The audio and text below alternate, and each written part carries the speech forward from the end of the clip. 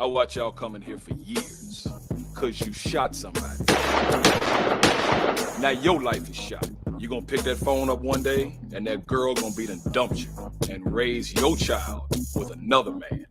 Or maybe your mama or your grandmama dies. Cause ain't nothing you can do about it. You got 15 to 20 years, state or fed time. Real talk. Don't lose your head, use your head, man. Gun crime, max time. We Tennesseans all have a choice to make in our fight against COVID-19. I choose to enjoy live music. I choose to cheer on my team. I choose to go out. I choose to stay healthy. I choose to celebrate with my family. The choice is simple. Choose to live your life and choose to live responsibly. Face it, masks fight COVID-19.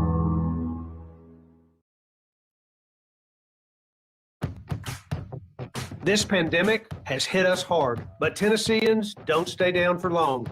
We're known for our resilience, and we refuse to back down from a challenge. This challenge is no different. You might be out of work, but there's an opportunity waiting for you. We need you to roll up your sleeves and join our workforce. Right now, thousands of jobs are ready to be filled. Find them at jobsfortn.gov. Let's get to work, Tennessee.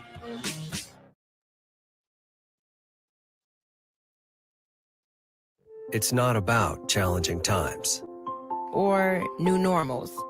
It's about staying true to what matters most. And we're more committed than ever to your health. Your safety has always been our top priority. Times may have changed, but they haven't changed who we are. We're here for you every single day.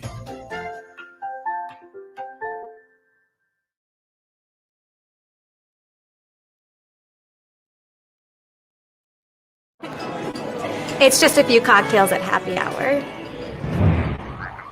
It's just a few cocktails at happy hour. Really good try. There aren't any cops around. Didn't think there were any cops around. I drink and drive all the time.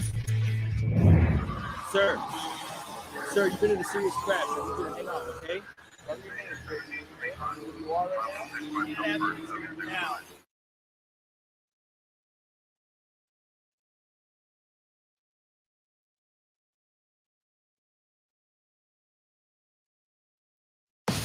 This is Sergeant Chris Richardson with the Tennessee Highway Patrol, here to explain the Tennessee Hands-Free Law, which is a new state law effective July 1st, 2019. In Public Chapter 412, it makes it illegal for a driver to hold a cell phone or a mobile device with any part of their body, to write, send, or read any text-based communication, to reach for a cell phone or mobile device in a manner that requires the driver to no longer be in a seated driving position or properly restrained by a seatbelt, to watch a video or a movie on a cell phone or a mobile device, and to record or broadcast video on a cell phone or mobile device. So, can I still talk on my cell phone while driving? Yes. A driver is permitted to use an earpiece, headphone device, or a device worn on a wrist to conduct a voice-based communication.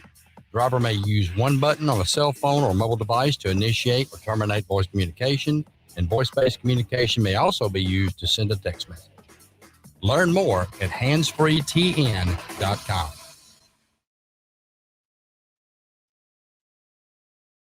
I watch y'all coming here for years, cause you shot somebody. Now your life is shot. You gonna pick that phone up one day, and that girl gonna be done dumped you, and raise your child with another man. Or maybe your mama or your grandmama dies. Cause ain't nothing you can do about it. You got 15 to 20 years, state or fed time. Real talk. Don't lose your head, use your head, man. Gun crime, max time.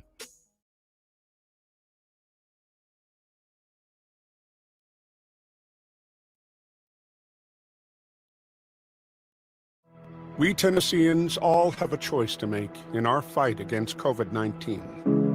I choose to enjoy live music. I choose to cheer on my team. I choose to go out. I choose to stay healthy. I choose to celebrate with my family. The choice is simple. Choose to live your life and choose to live responsibly. Face it, masks fight COVID-19.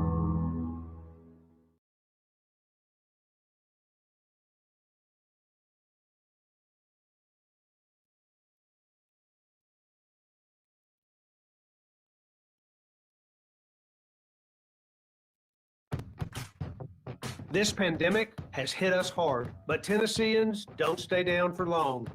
We're known for our resilience, and we refuse to back down from a challenge. This challenge is no different. You might be out of work, but there's an opportunity waiting for you. We need you to roll up your sleeves and join our workforce. Right now, thousands of jobs are ready to be filled. Find them at jobsfortn.gov. Let's get to work, Tennessee.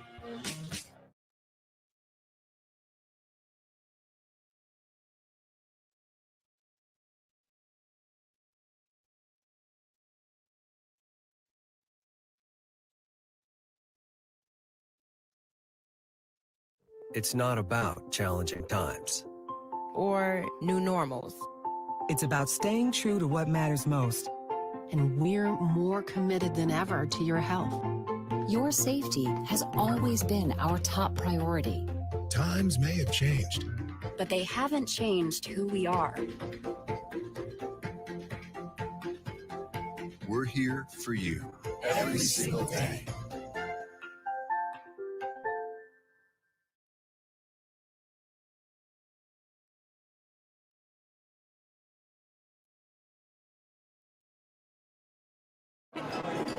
It's just a few cocktails at happy hour.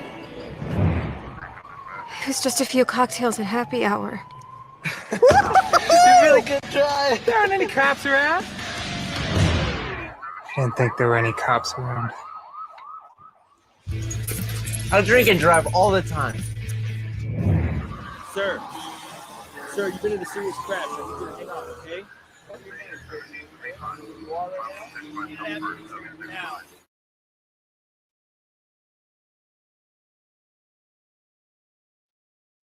This is Sergeant Chris Richardson with the Tennessee Highway Patrol. Pedestrian safety is a two-way street. Both drivers and walkers need to do their part to keep roads safe. When you're walking, remember, the drivers may not always see you, so remember to use these tips to continue to walk safely. Wear bright clothes. Always use crosswalks and obey signs. Lights and reflectors should be used. And finally, keep alert and do not walk distracted. This message brought to you by the Tennessee Highway Patrol.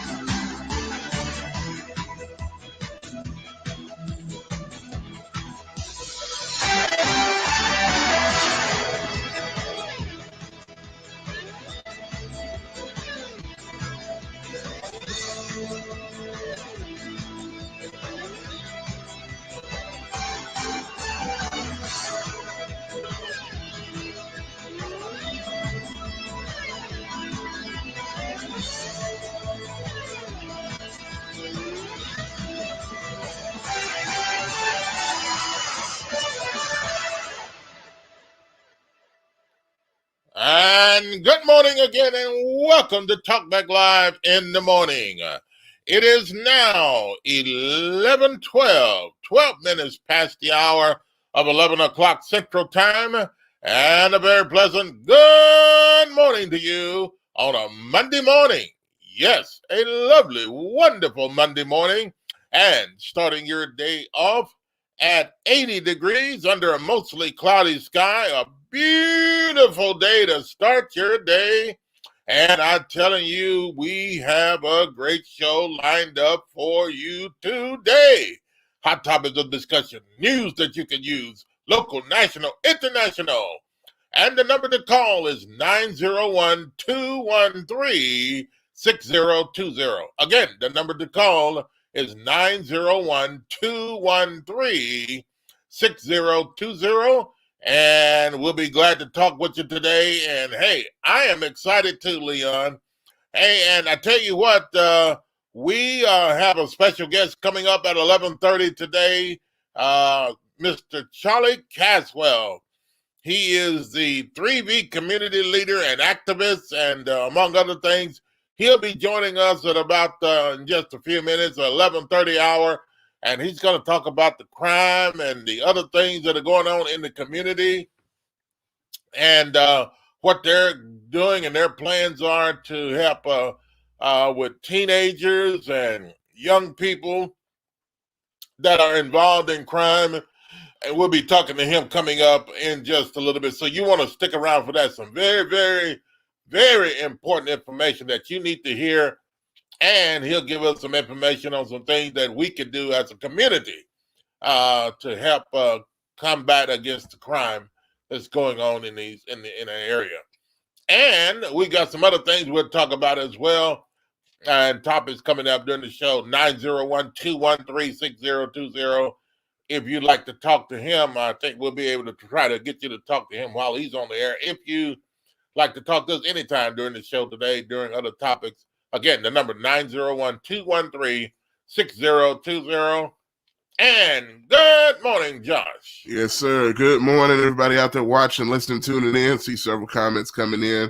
A lot of y'all in the Talk Back Live community, so to speak, speaking with each other and us. So good morning to all of y'all coming in, and also those on the different platforms, whether you're on Spreaker, whether you're on Facebook, YouTube, or Twitter, watching us. We definitely appreciate each and every one of y'all for doing so. As Bob said, man, coming up, we got Charlie Caswell coming in. If y'all have followed the show for any amount of time throughout the years, he's been a constant guest through the years, man, talking community, talking Frazier, talking Memphis, and all sorts of things. So looking forward to talking to him in the next few minutes about what the current state of things is. It's been a while, so the current state of things right now.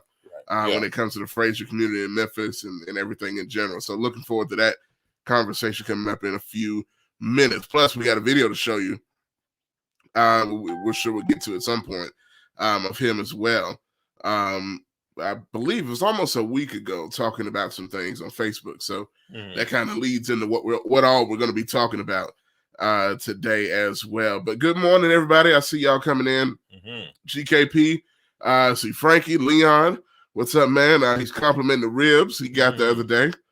Said those ribs were awesome, Bob. So shout out to Leon. Great. Getting a taste of the ribs. What was it, last weekend, the weekend before, something like that? Yeah. But definitely shout out to you and everybody else coming in. Stanley Fenster, I see you, brother. Y'all are talking about they got some season tickets for the Tigers football team. Oh, okay. Recently. All right. Him and Leon. Getting that time of the year. That's right. Just a couple of months. When it's July, it's, football right around the corner, man. The training camps and everything starts up. So we're going to be getting into that as time gets closer as well.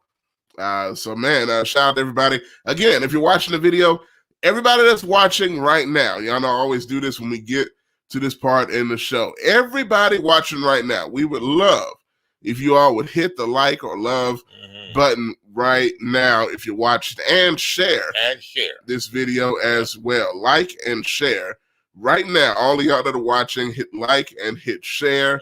All of that is very important to what we do here on Talk Back Live Network, and to get other people to join in on the conversations that you all enjoy every time we go live. So just hit that like and share button. You don't have to get off what you're watching. You can still watch and hit those buttons as well, and it helps everybody's cause. So we definitely appreciate those of y'all that are starting to do that as we speak. I want to give a big shout out to all of you that are watching in other areas around the state and in Humboldt, Tennessee. Charlie Hopper. Yes, sir. Thank you for checking in with us and watching, and all of you around East Arkansas. And hey, thanks for checking in with us this morning and watching the show.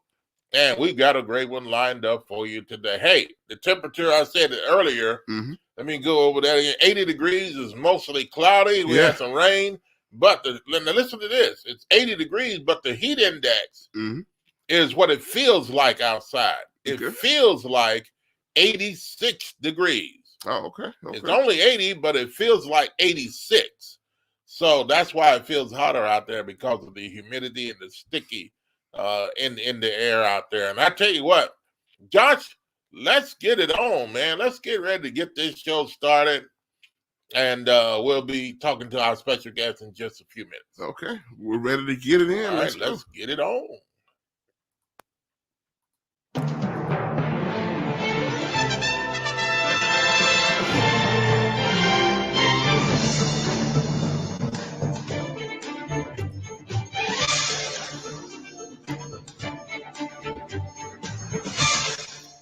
And in the headlines today, we've got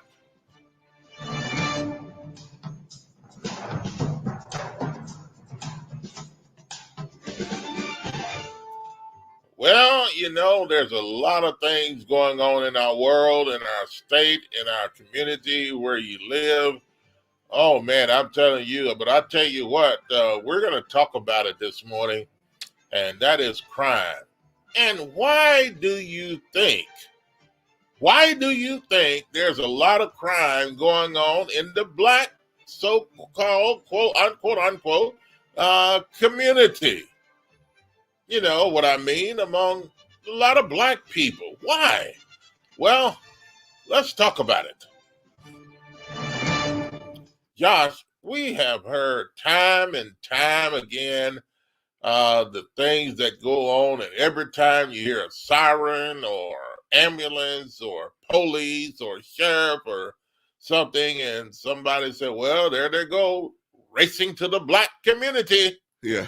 Something is going on all the time, negative, and shootings and killings, and killing each other is the bad thing about it. I mean, you know, KKK don't have to hang anymore. Black people are hanging and killing themselves. So what is going on with this, and why?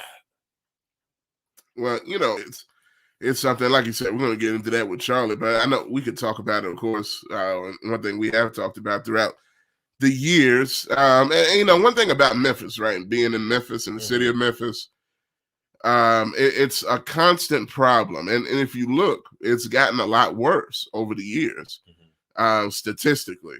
Crime and homicides continue to go up. That is, well, not just crimes, but homicides in particular continue to rise. Every year, there seems to be a new record high in homicides in Memphis.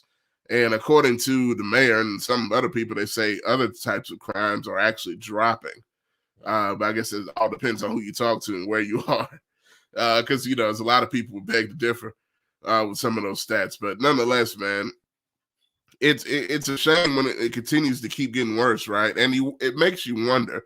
And even some people that have been in the fight for a long time, it makes y'all wonder, is it worth it? You know, is what I'm doing effective enough? And then it makes you, you know, a lot of people in the community, they start to question, unfortunately, start to question some of the people that are activists in the community, or some churches in the community, or other organizations, maybe nonprofits, right? The people say, are you doing enough? Where is the help? Then those organizations, or a lot of those people, right, what usually happens there? Then they point the question back at the parents. What are you doing about it? They're your kids. Why are you letting them do this? Why are you letting them do that? Yeah. And everybody, someone has a good point. Stanley hit the note on the head right when I was bringing it up. Right. Stanley brings up, well, that's the $1 million question. He says parenting. But there you go. Everybody's pointing the fingers in different directions. But you're going to have some of the parents that are saying these days, well, kids are going to be kids. Some things you raise your kids right and they turn out to be something else. Is that the case in most cases? Or are the parents, are they missing something? Are these parents really bringing their kids up in the way that they should go? And a lot of times, like I said, some people saying parents are not doing their jobs today like they used to do. Are they chastising their kids? A lot of parents these days are afraid to even whip their kids because of what the state or the government might say. It may end up being child abuse. So therefore, you have this thing involved in, but hey. People act like that's the only way to discipline a child. I feel like and of course, I know that's a thing a lot of people do, but should people act like that's the only way? No, there's other ways you can do it, but to say, okay, you did a bad thing, Johnny or Susie, I'm going to take your lollipop that you normally have this afternoon. Come on. Well, is it usually that simple? I'm not going to let you watch your television show today that you normally watch. Yeah. Or, some of those things work. It all depends on who you're dealing with. Go stand in the corner. But, hey, you can't spare the rod. That's what the Bible says. You got to take and put that belt or that switch or something on that behindy. You got to take care of business and, give them a whipping if that's what they need. That's really chastisement. So, hey, just trying to not whip your child or to spank them or whatever you call it, and say, hey, I can just talk to them. It doesn't work. Biblically so, it is to chastise them in a way to where they're being spanked. And so, there's other ways you can do it, but at the same time, you just can't go around and not spanking your children, not whipping your children. That's all a part of it. And when they feel that you're scared to do it. Yeah, they're gonna get a whipping. Yeah. My goodness, man. They'll be afraid to do anything. And we got to teach them, hey, not just whipping you, but the reason why we're whipping you. The police officer is gonna whip you, or somebody's gonna beat you up if we don't take care of business here at home. Now, let me show y'all something. I just started this. It just hit me. Me and Bob saw this video a while ago, and I'm going to show y'all because this goes exactly to what we're talking about right now. So y'all take a look and listen to this real quick, and we'll be back. And y'all give me your thoughts on what this guy is saying. Is he right or is he wrong? Listen. Yeah. And then there's the problem of death. If we're going to argue logically, the argument got to hold up on both sides. All the killing in our community ain't coming from white people.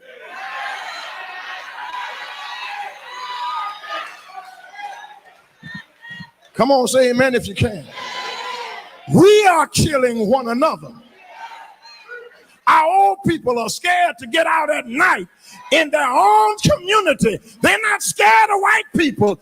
They're scared of young black boys on the street.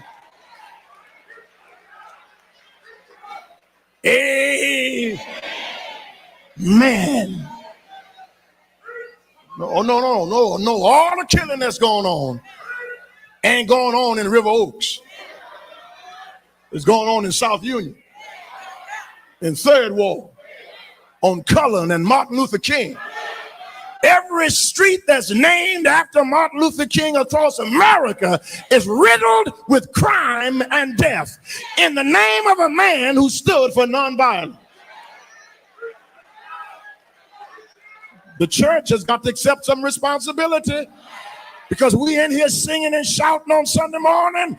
Let's get out here and go tell that young black boy and that young black girl, we gonna teach you how to love yourself more than somebody taught you how to hate yourself. Pull your pants up. Take your nasty pajamas off when you get up in the morning to go outside. Wish I had somebody to help me. Act like you got good sense. Talk like somebody's raising you. A whole lot of our problems are self-inflicted.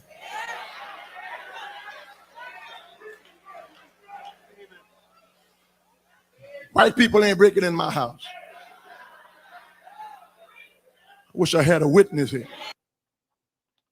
Well, there you go. Is it that, you know, I don't know if it's too much of black people breaking into black people's homes. I don't know.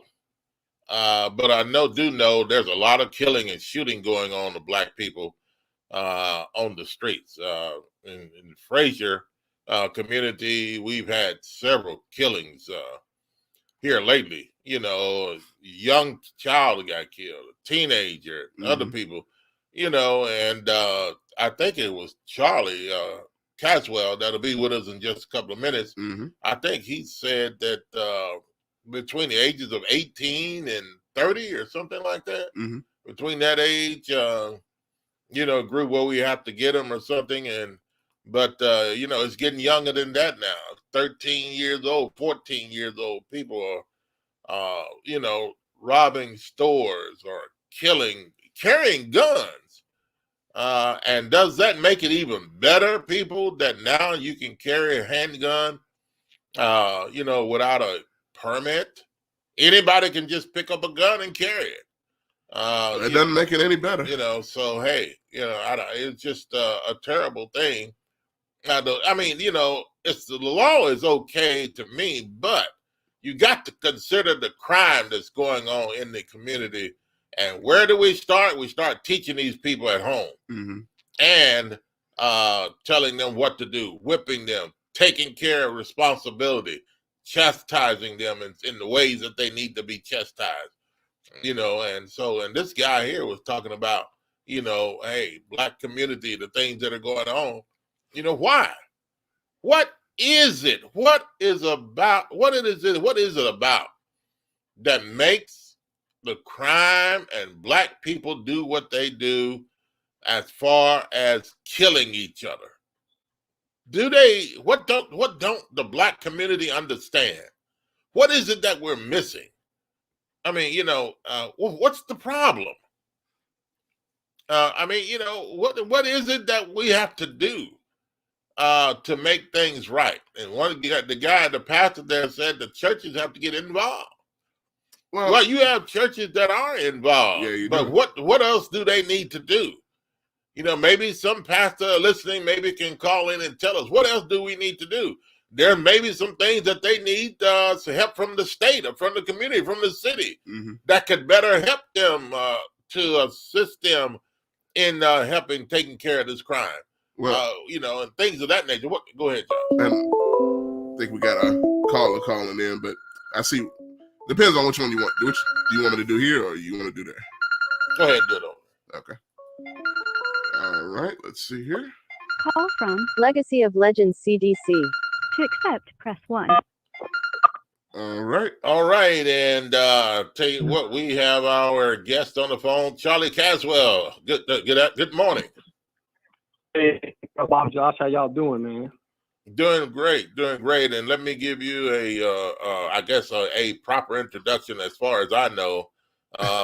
You know, Charlie Caswell is our guest, and he's a 3V community leader and activist, and among other things. Charlie, we appreciate you joining us today. Oh, man, I tell you, I appreciate y'all having me on, man. I tell you, I wish we was in the studio together so we can really get it on. Yes, sir. Yeah. Definitely, man. Always glad to have you on throughout the years, man. And Charlie, I'm sorry, John. Charlie, tell us what was that legacy thing? What is that all about? What do you do? So, you know, my role as executive director of Legacy of Legends, Community Development Corporation. I know some people, I say CDC, they think we the Center for Disease Control. but it's Community Development Corporation. So, Bob, even back when I've been with y'all before, I was over the range line CDC. Yeah. And so it's somewhat of the same capacity around helping better the quality of life for people in our community. But with Legacy, God really gave me a real foundational of work with dealing with the deep root issues. And we've been talking about this for years, of the adverse childhood experiences, those traumatic experiences that children experience young and carry into their adulthood. And so we work around helping to mitigate that by, one, in our community, breaking down that stigma of mental health. If you have been through something and something happened to you, there's nothing wrong with you because it happened to you. It's, let's address what happened, because all that happens is you carry it into your adulthood and it triggers, and you find yourself, sadly, domestic violence, sadly, using drugs, or sadly, we look at what's happening on the road today, road rage, and because you easily trigger because you are not, you never addressed it, that, early trauma in your life. Okay. Definitely. And Charlie, man, I'm gonna start off here, man, because you look at what's going on now, and we were kind of having the conversation right before you came on about what do you think is the root of a lot of these problems. I think you kind of just hit on it while you were talking there just now. But when you look at what's happening, and we kind of we'll probably play some of it in a little bit, but the video you did when you went live, I think it was almost a week ago, when you were in the car and talking about the 7-year-old that was killed, and kind of getting emotional about it and just thinking about, what exactly can be done. And I think a lot of people are having those questions, man. I've even seen on the news, different organizations almost seem to be at a loss sometimes about what can we do more than what we're doing. What do you think about that? Yeah. Well, I'm gonna say this, Josh. And in part, I think all of us have some answer. But the bigger answer, and my call to action out there is what y'all know. My heart has always been around bringing together the 7 Ps, a really collective approach of all of us, the pastors, the parents, the principals, the proprietors, the partners, coming together. Is we have more weight working together than we do apart. But we have allowed systems that say we only going to give you money for this or give you resources for that keeps us from bringing our collective work together. One of the things I say when you talk about that, Josh, is that even my trip just last week to D.C., right after I did that video, next day I had to leave and go to D.C. and really visit everything from the high up in government all the way down to the street level drug dealers who are now working to try to mitigate some of the same trauma that led them to becoming gangsters and drug dealers, and they call themselves crews up there in D.C., different from gang. But with that, it let me see how what's happening here. It is happening just about in every community where they pushing Black and brown people out of the inner city piece, and they're building up, they're gentrifying those areas. They're moving all the resources out from the areas where the Black and brown children are and families are, and leaving them to try to fend for themselves. That's the frustration part of it all. It's not what's wrong with Black and brown people, is what's continuing to be happening to Black and brown people that move, that they intentionally, because they want to take over a lot of the areas that they wouldn't even come into years ago. Now you see them swimming in downtown Memphis, in Lauderdale. It used to be Lauderdale Court, but now I call it Uptown Square, right? And they're putting resources and security around those units when they wouldn't even put a police car in the neighborhood. Yeah. And that's what I believe that is the deep root. So what has to happen, Bob and Josh, is we have to, with one voice, not just a Fraser thing, not just a Whitehaven thing, Orange Mound thing. We need to collectively, as a Black and brown community, say, all right, enough is enough. We're gonna stop electing people that do just this, Bob and Josh. when we look at what just happened with the vote not doing property taxes, for example, and they said, okay, we were going to use 20, if we were to put 5 cents property tax, we're going to choose $30 million. We're going to go in and address some of these mental health issues, some of these blighted properties, and all these things in these communities. And then we decide, well, we're going to kick the can down the road. We're not going to do it right now. We'll do it later. We've been hearing that for the last 30 years. Yep. But at the same time, they put TIFs in place downtown where they keep all their tax dollars right there in that community, and they build brand new hotels, brand new business, brand new everything, where they said, okay, we ain't going to even take none of that tax dollars to help on these other community problems. We're going to keep it right here and build for us. Okay, well, what about those people, Charlie? Those representatives and councilmen, people that are over the area like Fraser and Orange Mountain and things of that nature. Okay, so what are they doing? Are they just sitting back and then just let this stuff go on and not do what the people sent them to represent their area? So I'm gonna say this: that we got rid of the person who was, no doubt, just sitting back and playing the game. Burning Boy.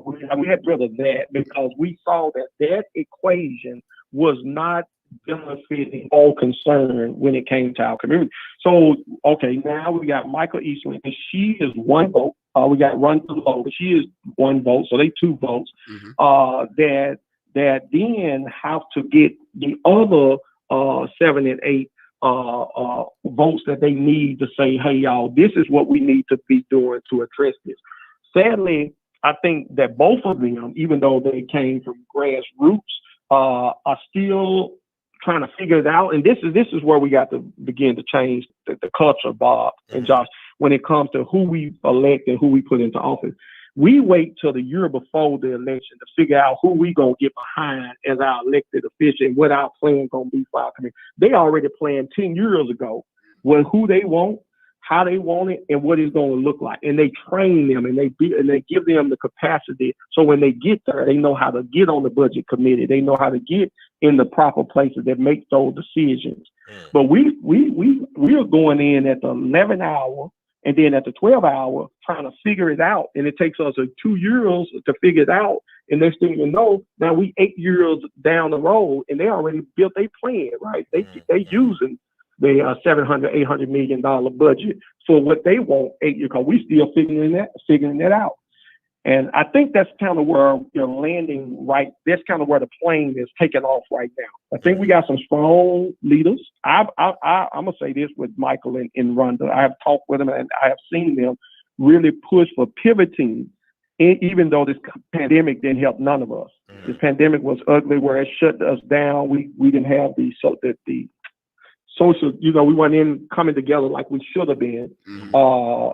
And so that hurt a lot of people, a lot of things. But I say this, we had an epidemic before the pandemic. So let's not just act like this problem is just starting in our community. It was already a problem. And you know what? Yeah. I'm gonna throw this at you, Charlie. That's what got on my nerves with Jim Strickland, right? I remember when not long after everything, started to get better around here with the pandemic, and you finally saw him get off from under his desk. I hadn't seen him, it seemed like, for years. But then he comes out and talks about, how the pandemic really hurt crime, all the progress they were making with crime and this and that, and then it just wiped it out. I'm like, man, so now he's using the pandemic as just blame all of my not fixing the crime issue or whatever else on the pandemic.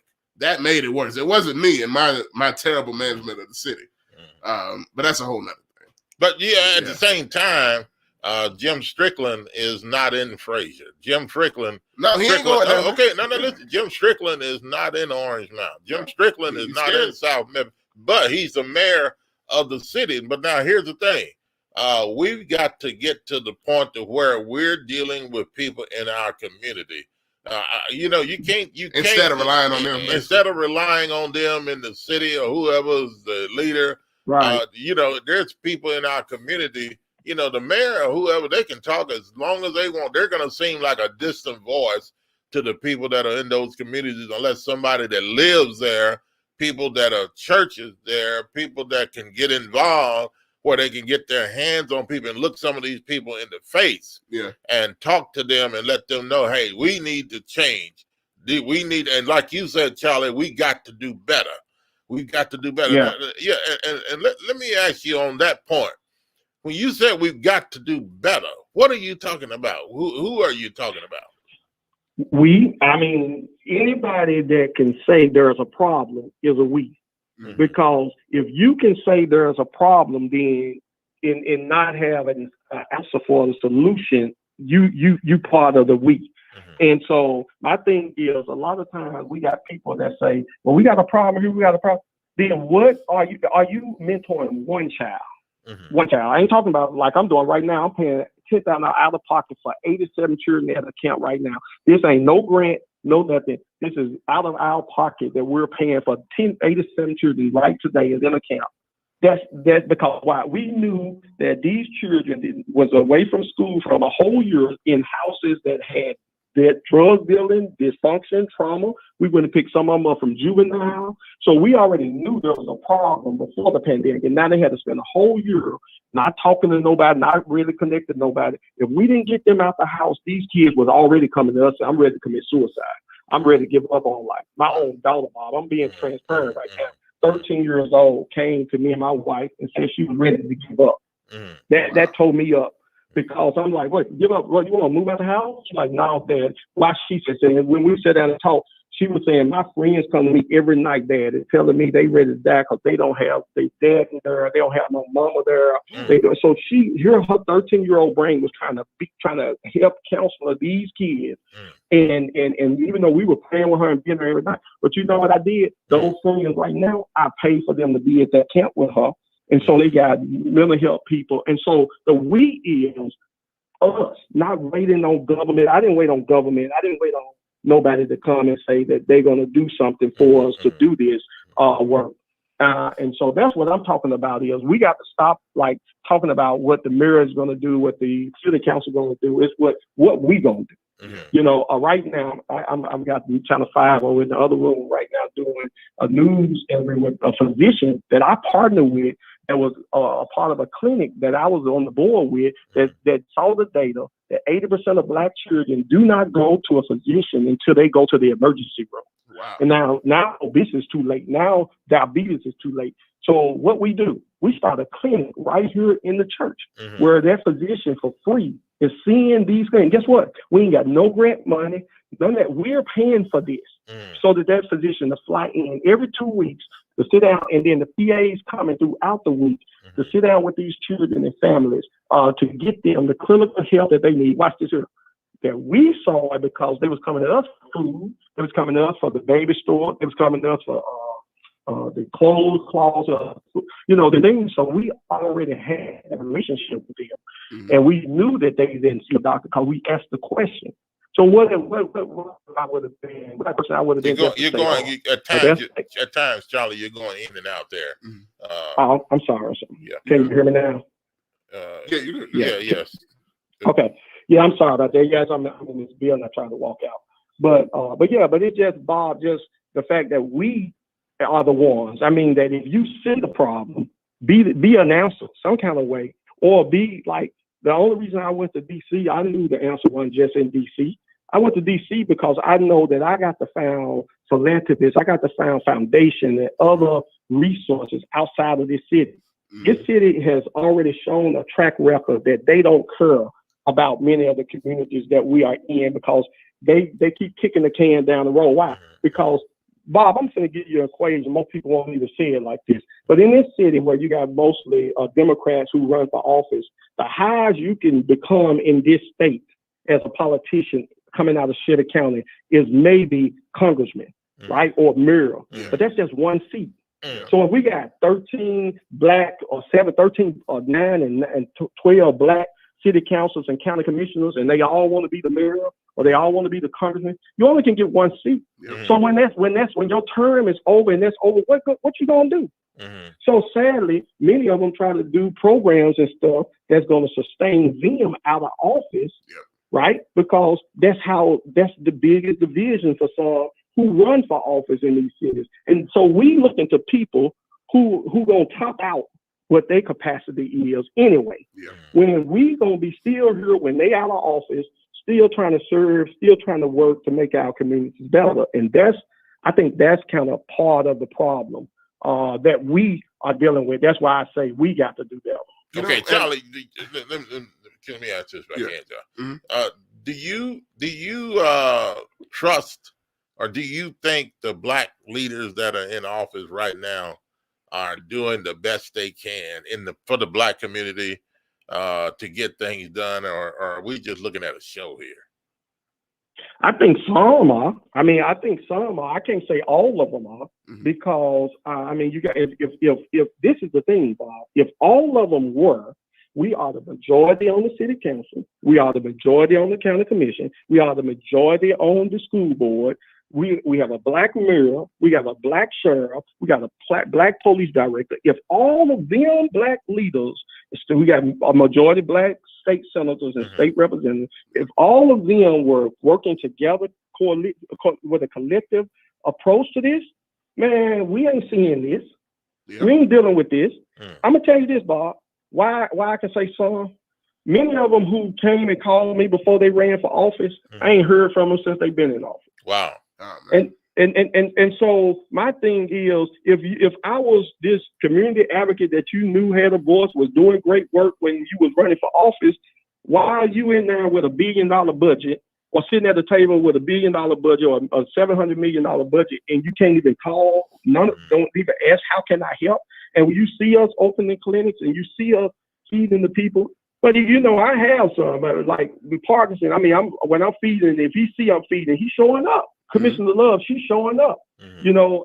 Michael Easton, they showed up when we was out here feeding the people. So some of them do. And even my girl, Councilwoman Rhonda Logan, she started free counseling in churches for free for the people, because she seen that what we was doing. Yeah. And she said, okay, let me see how I can help, and let me get other churches to come on board. And she started doing that. Most of them, they don't do that. They sit back and say, what y'all gonna do? And so, yeah, I said some. Other ones, I can't say. So, I'm curious, right? When you see people, and even just outside of the government, right? Just people that have money, that may want to help a program or something. It seems like usually the priority is always with, okay, let's see what type of city program we can go help that's handled by the government, and we can give money to them. But do you feel like maybe there's not enough focus on the grassroots, folks like y'all that ain't necessarily connected to the government, that people, maybe they don't know about them, or they're not trying to find out about programs like y'all to give money? Or are you seeing people come to help that have resources to help? Yeah, no, you hitting it right on the nose, Josh. It is. So this is where a good white woman I was with, a strategist that worked for a major organization in this country. She was in DC with us. I said this riding in the Uber with them to a meeting. I said, if I had me a good white woman who can write a good white paper, I can get anything in our county that I want. Yeah. Because that's what's got to say. They got to go in there and say that they can go in there and say, oh, we're going to go help these little poor black kids, and they know how to write a good paper. They're going to give them the money, and they can see us doing the same thing. But the thing is, they learn how to play the game. Yep. And so you see organizations that said that they was about addressing adverse childhood experience never get a legislative policy passed in Nashville. But here you got a small organization like this that spent all money out of persons to hire a lobbyist to get 2 legislations passed in Nashville with no money. And so you giving them $1 million, they get no legislation. I had no dollars and got 2 legislations. Now, So, Charlie, go ahead, Charlie. I'm sorry. No, I'm done. I know, but I think that yes, you're right, Josh. It is that it hopefully, but that's why I say we got to do better.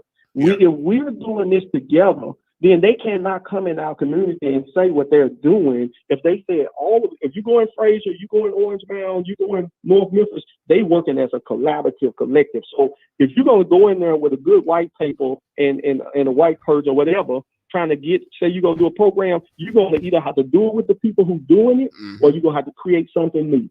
And then when you create something new, we can call it out, because usually we'll let conquer and divide. They'll come in and tell the organization, "I give you $10,000. I need you to go out here and save all these kids," but they got $1 million grant to do the work with. Okay, we're talking to Charlie Caswell, 3V community leader and activist, and we're talking about crime and the killings that go on in the Black community. Charlie, you talked about deep-rooted issues. You were talking on the recording. Josh, did you have that recording? Yeah, I do. Charlie, if you would take a listen here, we're going to play just a little bit of what you were talking about the other day, and then we're going to come back and have some questions on some of the things that you were talking about there.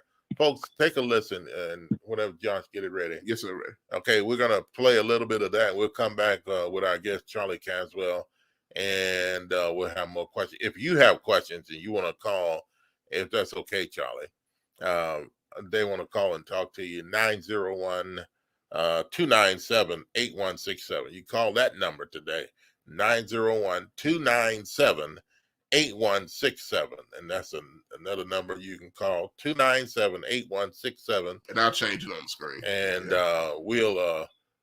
you can call, and then you could talk to Charlie Caswell, ask him a question or whatever. Let's take a listen to this, and Charlie, we'll be back and talk to you some more. Take a listen. Okay. All right. How y'all doing out there? This is your man, Charlie Caswell, your 3V leader. That's right, visible, vocal, invaluable leader. Pray for me.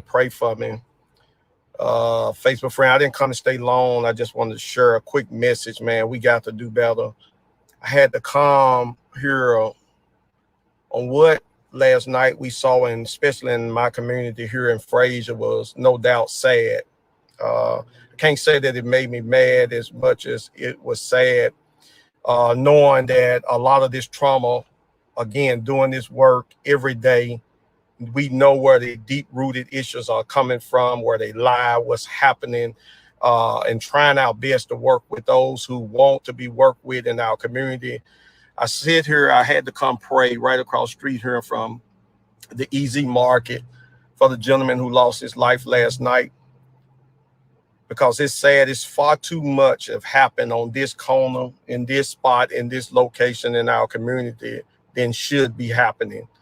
And last night should have been a time of fun for families to celebrate, to eat, to have a good time. But yet, sadly, we witnessed the murders of a 7-year-old child in their home and in front of other children, the death of this young man. And then right down the street behind me here, where I formerly pastored, to see young men out in the street shooting fireworks in the middle of traffic, no regard for other human lives. It was truly sad, and again, I said, I can't be mad, because when I was a child, I did the same thing. We did the same thing. We had wars with cannonballs. We did some of the same thing. So somebody just told me, Chuck, you got to do better. We got to do better. We put our lives at risk. Done stupid stuff. I remember as a child, we used to go and I pray for those who hear me on this, who we dropped smoke bombs in their home and ran, just could have got killed. Just stupid stuff. So somebody told me we got to do better. Y'all, we got to do better, man. This here, what's happening and escalating even before last night, even before this pandemic. We have been dealing with too many issues, and it have escalated too far out of control. We got to grab hold of our children, men. We got to grab hold of these young men. These young men are acting out, many of them emotionally neglected, because they never had no man in their life who can tell them how to be a man. So being a boy is all they know. We got to do better. You know, I just pray for this person who lost their life here at this store, man. In my hood, you know, I say it like this, you know, you like to say it not on my watch, but on our watch, on our watch, on our watch. You know, this man lost his life. Pastor Matt, I see you right next to the church right here. You know, too much is going on. We cannot continue to sit back and say it's going to work out. It's not going to work out, y'all. Not without us addressing the deep-rooted issues of the trauma that many of these individuals are yet dealing with. Okay. Charlie, you said to address the deep-rooted issues. What are they?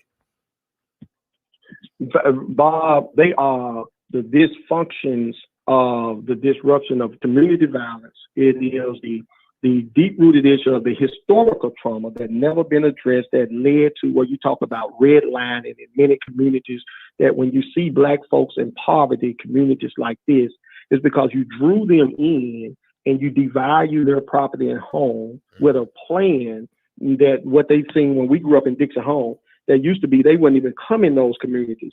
Now those communities got condos we can't even afford, $1,400 a year. When you are pushing for not livable wages, but you're allowing warehouses to come in like Nike initially, where they was only paying $7, $8, $9 an hour, but you know you got to be making at least 15 hours to afford a house in the communities that you used to live in, basically through government for nothing. It's the deep-rooted issues of the community violence that we know that was there, that you put, when we grew up, we might see 1 or 2 police cars coming down the street, no cameras on the street. But that same neighborhood now, you got cameras everywhere. You got police everywhere. But when we lived in that community, and still as we live in these communities, we can't even get them to put cameras where they know drug tracks are at. We can't even get the police cars to ride up and down the block where we know the gang members and the murderers, the death bodies are on those streets. Okay, Charlie, you mean tell me where we can look around town and everywhere we ride, we see cameras all up. You mean tell me in the Fraser community, they don't have cameras on different streets and things of that nature at all? Yeah, they got some, Bob, but like when this was the argument, it was crazy. We were saying, okay, like even the street I'm on right now, Clifton, right off Holy Cross, this has been a known drug traffic. We've been asking for cameras where you got cars now, kids out here playing, they speeding every day. We've been asking for speed bump. They like use it as a racetrack. And so we've been saying like, because we didn't talk to the city council people, we didn't talk to the police department about it. And this was a known drug tag. Why there's no cameras around here? And now, and because we are a church that's been built by our group, they not just standing around, but they still trying to, mingle to do what they do.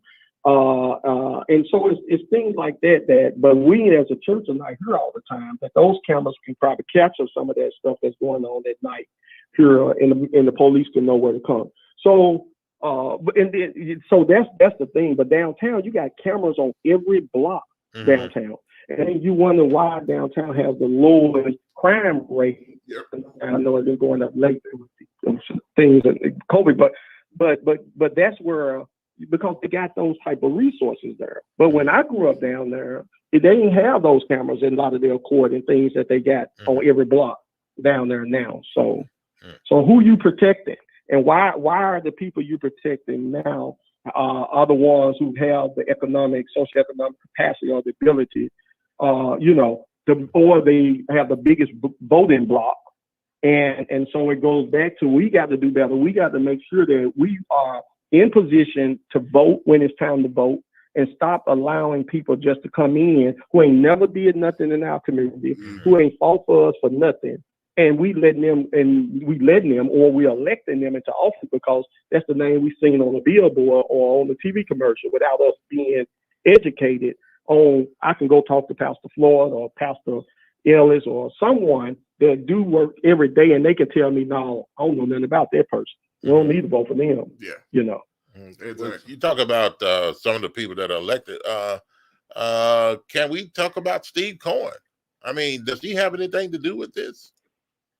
Yeah, I think he have a lot to do with it. I mean, he's the congressman of the 9th district where a lot of these things are happening.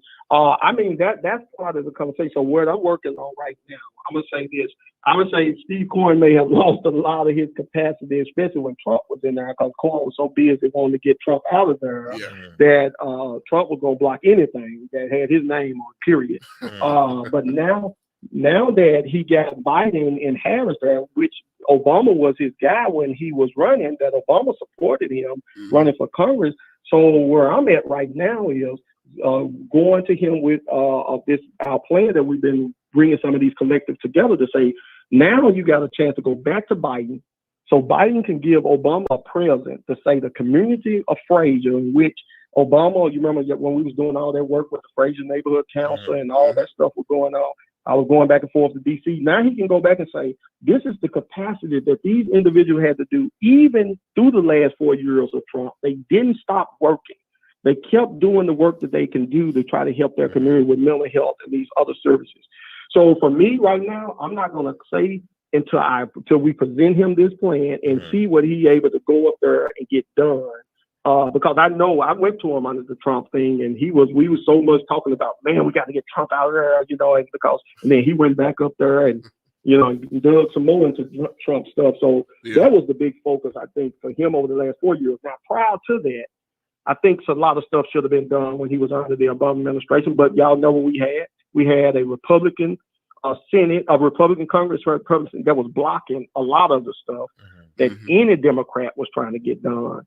But I let me say this, Bob, and I'm going to digress, just to say that any elected official in this city or town, I pray they hear this, that they don't, when they know our community is dealing with what we're dealing with at the level we're dealing with it, that they're not counting on just government themselves, that they're talking to philanthropists, that they're talking to people who have capacity that Josh just spoke of, the philanthropists, the business people who can put money and resources right dead in their community, not taking care of, not trying to look out for themselves and see how they can put their cousin, their uncle, their nieces and friends to run the program in place. But actually say, man, Charlie and them already doing that, and let's go talk to them with some resources and get this done. We're talking to Charlie Caswell, 3V community leader and activist. Charlie, let me say this. Steve Cohen has been in office how long? Long time. Oh, man. Feels like my whole life. Probably. In Congress, I think probably 12 years or more. But as a state representative, probably 15, 20 years before this. So he probably been in office 30-some years at collective. Yeah. And why do we keep putting people like that in office? We don't see any changes in our communities, in our city, and where we live. And then not only him, but you have Black people that are in this city. They just sit on the city council. They don't pay attention to what's going on in our community. Then when you bring them something, they're like you're bothering them, and that type of thing. And, it's okay. What are you there for? I mean, it doesn't make sense. Hey, I agree. I think it's kind of like, Charlie was talking about why it needs to be more focused on the community people, because, it's almost like let me know if I'm right on this, Charlie, but it almost seems like it's only so much that can be done. Not necessarily that they can't do it, but that they won't, because you got ambition of where you're trying to go. And then, that's not, maybe what you're doing may not fit into what plans they want to have going forward. Maybe they have a relationship with somebody else that wants a development here, or whatever the case is. It just seems like it's too much crap going on to try to, get through solely on the political figures, unfortunately. And, you just got to get to the folks that's on the street grinding, Yeah. And I'm going to say this.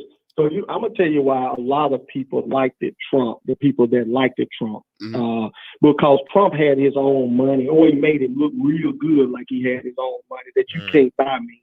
Yeah. I mean, I can say what I want to say. I can do what I want to do. I don't care what, what I'm saying? Come on.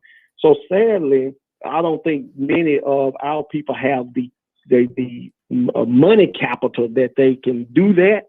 Then, so therefore, they got to utilize their political capital or their human capital.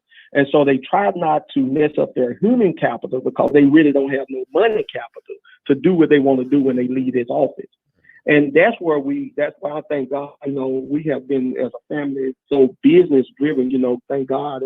I ain't trying to publicize, but I'd love to say that we just opened our driving school, the only Black certified driving school that's behind the wheel in this community, charging a lower price than the high end people out east.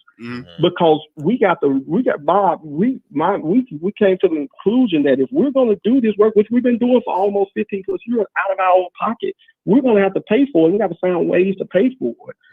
That we don't have, if government don't do nothing, we still able to help our community and do this work. Yeah, I was going to talk to you about that. Your driving thing there too. Yeah, definitely. Yeah, is that in the Fraser community? You have your own. Yes, sir. Right at Whitney and Thomas and Fraser. Yes, sir. Okay, we're talking to Charlie Caswell, 3B community leader, activist, and somebody asked a question on there. What's the topic? We're talking about crime in the Black community, and Charlie Caswell is a leader, community leader, and activist, and we're talking about what can be done about it. And Bob, a phone line again, 901-297-8167 is the number to call today. If you want to talk to us and you want to talk to Charlie Caswell, you have a question on crime in the Black community and why? Yes, real quick.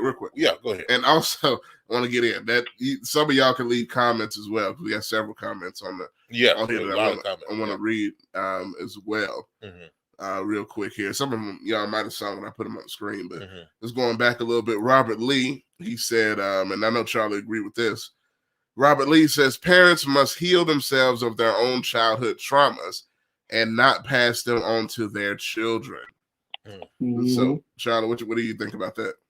Yeah, amen. I was one of those parents. I thank God that I got delivered and healed, Bob and Josh, because I was that parent that was acting out when in my first marriage. I'm on my second. Thank God this prayer is my last one. But my first one, man, after witnessing friends die and being molested as a child and never talking to nobody about that. And so when my wife said something to me, and my first wife, it was like you trying to punk me out. I ain't no punk, but see, that wasn't even about trying to punk me out.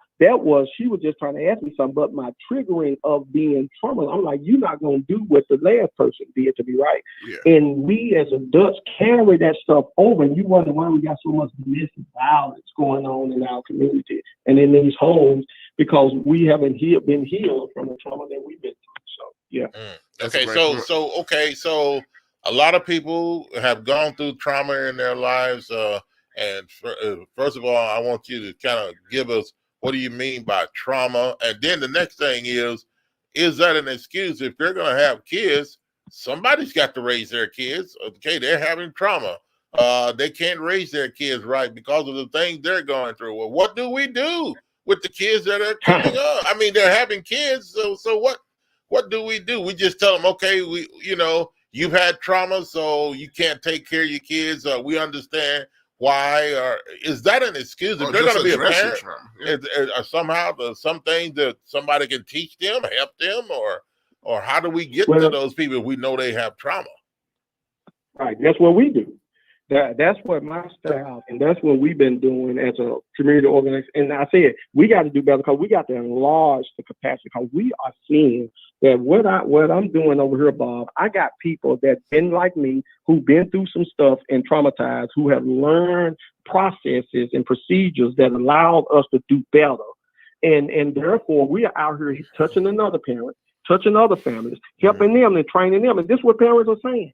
Man, I so thank God that I connected with y'all. I might have came through the juvenile system, I came through the school, but I thank God I met y'all because I wasn't taught that way. Y'all heard that old story. I'm gonna say it real quick, where the person came to them and she said, she saw her cutting the ends off the ham, and she was putting it in the oven. And then she said, why you cut the ends off the ham? She said, because my mama cut the ends off the ham. Mama said, I cut the ends off the ham because grandmama. So when they went to grandmama said, I cut it off because my oven was too small. So now you throwing away all this good meat because you doing what grandma was doing, but grandma was doing because her oven was too small. See, a lot of times we just do in our community what's been done because that's what we saw growing up. And that's why it's important. Yes, Bob, I understand the frustration but because we got so many cases of this. But this is where we are historically, because we didn't have capacity in previous generations because of institutional racism, because of all the things that was done intentionally, that we have a small value and a mindset of ourselves as a people that we just, I'm not doing this because I want to do this. This is what I know to do. And so I need a Bob Midget who overcame that and got a better understanding to come back and help me. Because most of these boys that shoot, when we get them, Bob, they hard in these streets. But when I grab that boy and we hug that boy ain't hard no more. He just was looking for somebody to hug him. He had to act like he was hard because he thought the only way I'm going to get some attention, I got to get in some trouble. Yep. So, and see, that's powerful, man, because I'm going to tell you something. I'll go to Jet's comment here. He said, he says, I'm appreciative of his dialogue. He says, refreshing not to hear the same old blame the bad A kids theme. He said, getting deeper to the roots is what's needed. And I'm going to tell you something. You know, one thing that gets me, and I understand people that get frustrated, right? Don't get me wrong. You know, I know people get to the point, you know, especially, you know, one person around here that does similar to what we do live, that we'll talk about, hey, I'm gonna kill your kid. You know, I'm like, hey, you know, look, I get it, right? People are frustrated with crime and seeing stuff that happens, you know, makes you want to go to that point. But I think it's counterproductive to get to the point where we gotta do something about these kids, lock them up, throw them in jail. And look, I'm not saying you don't do that if you catch them in the act of doing something, but still, how many kids you gonna lock up? It's only so much room. If you're not fixing the problem, you're just going to keep producing kids that act up and going to go to jail. If there's no place for them to go, what else do you do? I mean, and at some point, you got to stop the process of producing kids that go to jail. What's the problem? Like you said, the deep-rooted issues. And I don't think there's enough people addressing that. It's just people want the police to go out there and shoot and arrest them. You know, and then some people will say, well, it's just not in the Black community.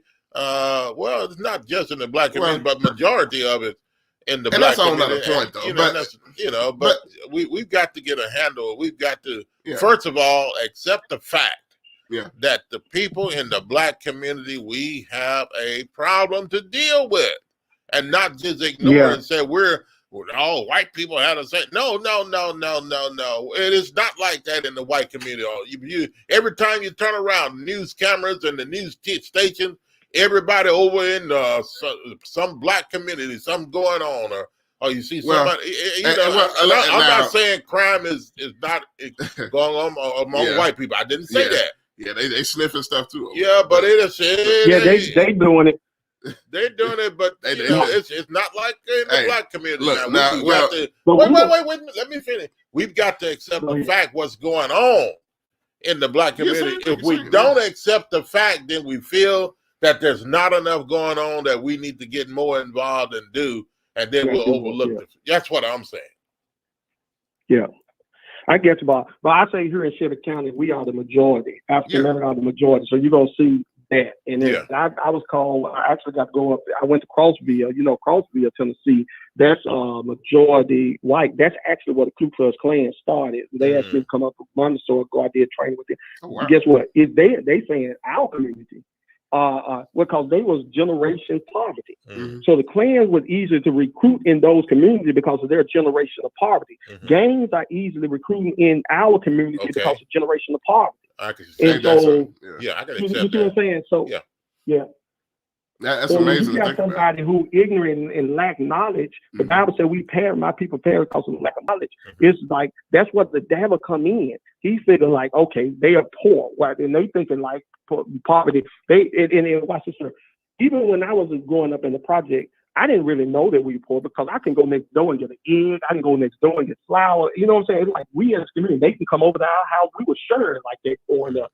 So we didn't even know we were really living into poverty. It was when crack cocaine came on in around the 90s when my brother was selling it. He got all this money and then I'm seeing all this money. So then we started really seeing that. Because my dad gave me a quarter at 10 now. I had a lot of money. Then when I started seeing some real money, when the drug money, I'm like, oh no, Dad, you can't tell me nothing. See, that's right. That's right. That's real. Yeah. Okay, Charlie, you're talking about opening our own businesses. but black people, one of the ones robbing and killing black people. If we do start businesses in that area, black people the ones that are robbing and killing us if we do open a business. Is it safe? Some would say, as black people, to do this in a black community. Is this why a lot of people are afraid to do it? If there's poverty there. Yeah, well, I haven't seen. I'm gonna say this is that I haven't seen that correlation directly when it comes to robbing us as a black business or whatever. I mean, I leave out of here sometimes 10 o'clock at night. You know, I've been in this community doing this work where I've been standing face to face with drug dealers, gang members, and they see me with police, and I ain't never had to have no gun to walk out of here. I ain't had to have security, street respect because of the work. They know that we give back to this community, and we want to see better. I think so if you got people that's just coming in, maybe just taking, they watching you, whether you're a church, whatever, you're taking advantage of you, they're going to break in your church, whatever, because they're going to be like, you ain't doing nothing for us here, you know, and you ain't trying to show me no value. You ain't trying to do no value. So therefore, you know what I'm saying? So that's what I see. And I mean, I don't know. I know a lot of business owners here. I don't know none of them who've been robbed in this community or by other blacks per se. Now, I've seen Family Dollars and things like that, you know, probably been robbed or something. But I mean, that's happening in many, because you got banks in the suburbs being robbed. You know, people see opportunity. They're going to try to take advantage if they're hungry. But that's why I say, as a community, if you want to, you can come ask me for it, or you have to take from us. And they know in this community, we've been visible, vocal, and valuable on that level, that we're going to feed you before we try to, you know, take something from you. So, Charlie, before we let you go ahead, John. Well, just read another comment here. A couple more here, if I can. Let's see. Verdell comes in and says, one thing we can do is take mental health more seriously and don't be afraid to seek therapy for black men. We know that's always been a thing. Mental health and therapy. What about, is that a part of the church, what the church can do? I mean, you know, we always talk about mental health and therapy. I'm not saying that's one of the things we cannot do, but people don't talk to me about going to church, going to God and Jesus and all that. I don't want to hear that. You know what I can say to that? Just give me therapy and all that. You know what? Okay, go ahead. Here's one thing, and I've always thought about that, right? And this is just me. You know, I'm not against that. I know. This saying this, we're all just talking. You know. I'm not an expert. Charlie's the expert. You know, I'm just a guy on the radio. But I'm gonna say this. To me, looking at some churches around here and everywhere, I don't know if I want some of these folks giving therapy. You know what I mean? To be perfectly honest. And I'm not saying you don't go to church for therapy or whatever, but a lot of them ain't even trained to know what that is. So, you know, there's Christian. Yeah, I mean, honestly, you can't just go. Look at a church, you know, got a storefront, not to knock storefront churches, but just your average Joe that's got a church. Say, hey, man, I need therapy. You know, he's, hey, you know, I just say, hey, pray for you, Lord. You know, and that's not going to do that. One, that guy ain't got no power no way. And then, you know, that guy's just going to go on. He said, I might as well go on and keep robbing. If you ain't going to do nothing for me. But Charlie, what do you say to that? No, I think you're right. I that's the reason why I've been intentional training in churches, and because I've been, you know, again, it's a balance. You know, it was Martin Luther King that said, science and religions is not a battle between each other. They actually comprehend each other. Science is based off of facts, and then the religion is based off the truth. And so you can bring those two together. It's a balance there. Because the thing is that we got to understand, and it's all biblical. You know, when you talk about therapy from generational curses, we know that's in the Bible. What Abraham lied about his Sarah not being his wife, guess what? Isaac did the same thing, right? Jacob. So generationally, it's the epigenetics that's inside of my genes that passes down. And I'm gonna say this real quick in there when we talk about the mental health in that capacity. So I went to juvenile court a few years ago. They asked me to come down there. So 50 young men in the room with me, and I'm in there doing ACEs training with them. And people ask me, like, wow, he's doing ACEs training with you. Why? Because many of these people were raised and they look brothers and sisters. Some sadness, many of them was going to go through 10 to 15 years for aggravated rob and other things. Well, I said to them, I said, how many of y'all ever had y'all daddy in y'all life or a father figure? Out of the 50, about 3 raised their hand that they knew a man. or a man was in their house. So I asked them right after that, how many of y'all been told y'all act just like y'all daddy? All of them raised their hand up, right? So like, and I said, and I asked the crew, I'm like, where your daddy? In jail, in jail, in jail. So one young boy came to me like, yeah, I ain't got no lot of aces, but this the only one I got. The only one he had on there, Mark, was his father, his parent was in jail. And I said, man, this ain't no good place. But him, he thought that was cool because daddy was in jail. Yeah. You know. Yeah. That's so powerful. Vicky made a statement, Josh. Yes, sir. I'm What was gonna that? put Put that that back up there on the. Vicky says we need more open community involvement centers. Whoa. Why do we? See, this is the thing I'm saying. Why do we, as Black people, need more community involvement centers? Why do we have to look for somebody to build a center for the Black community so that our people can have somewhere to go, when we should, as parents, take care of what needs to be taken care of at home, and and chastise our kids and make them do the things that they're supposed to do and tell them what they're not supposed to do out in public. Now, I do understand that most of the parents we have today, and I know somebody's going to say this, most of the parents we have today are young people that are not married, they're single parents, and a lot of them have not been raised right themselves. And I understand that. Yeah. And I understand that, and that's a problem that needs to be dealt with. But now we want to throw up community centers all over the Black community. Just he says we need police reform. Okay, now we want to blame the police on what we're doing. Well, look, okay, now let me go on. We need better jobs. I agree with that. Better, but some people they want to work though. Mm-hmm. Better vocational training. The list goes on, and parents can't be blamed for everything. It's not productive. Parents, and that's when Vicky. Look, parents is where it all starts. It starts at home, and then it spreads abroad. It's got to start at home. Everything can't be taken once they leave home. But see, a lot of these people kids are breaking the rules even though they're home, and they're still home. They're young. And Bob, yeah, go ahead. Go ahead, chastise me. Go ahead, take care of me now. Go ahead. yeah. If I can just say something to that. So if you ever seen how you set up dominoes before, right? Yeah. You push it and then they hit over the other, hit over the other, hit over. Well, you got to look at it is in our community, the domino been hitting and falling and never no one stopping to correct the domino effect that's been happening. And so that's what's been happening. So when you talk about a parent should be responsible, but what happens when that parent never got what that parent needed because of the domino effect of the historical, the slavery, the Reconstruction, the Jim Crow, the locking, the war crime that we locked up all these dads intentionally. Never no one stopping to correct the domino effect that's been happening. Right. That's what's been happening with this. And I understand, I agree with you, Charlie. You know that? I agree with you on that. But now that's the problem, if that's the problem, okay, what do we do now? What do we do? Yeah, right. Hey, Bob, John, I'm sorry. I do have another part.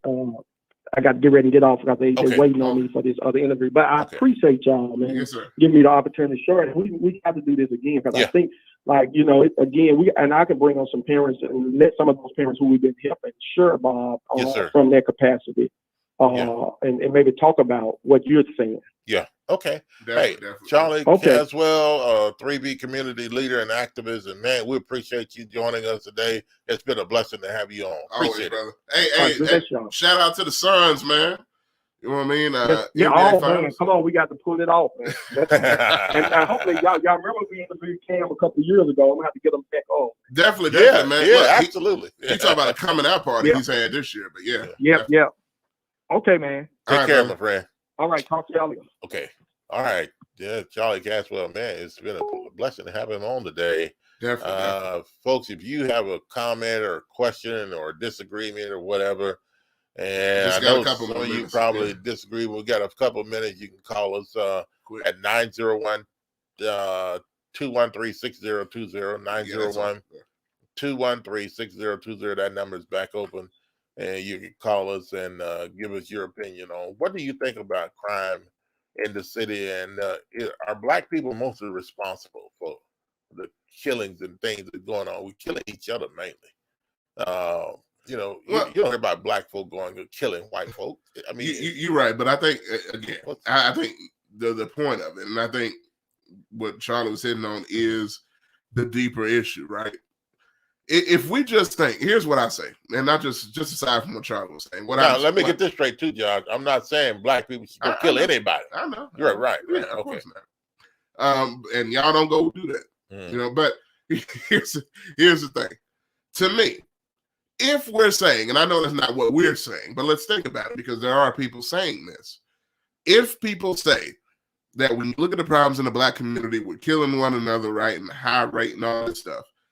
If we say that that is a Black problem, or that is just something that's wrong with us, you're basically saying, at least in my opinion, that something is wrong with Black people.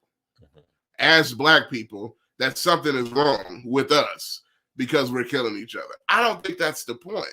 That would mean something inside of us is wrong as a people. I don't think that's the issue. I think it's the root of what is the root of the problem that's causing these issues. Now, one thing we do know, and I know people bring this up all the time, but it's a fact. Whoever you're around, you commit crimes against.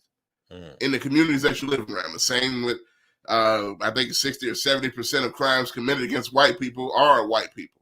And the same, if a little bit higher for Black people, committed against Black people. Okay. And the same for Hispanics. I can see that. Against Hispanics. So it's just because who you live around, you commit crimes against. Right. Now, that's not an excuse, but it's a fact. Right. Now, when it comes to murders, it's the same thing. But the unfortunate thing about it is the Black community's population is much smaller.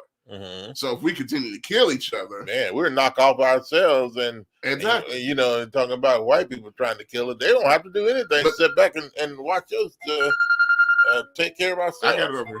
Okay. Call from.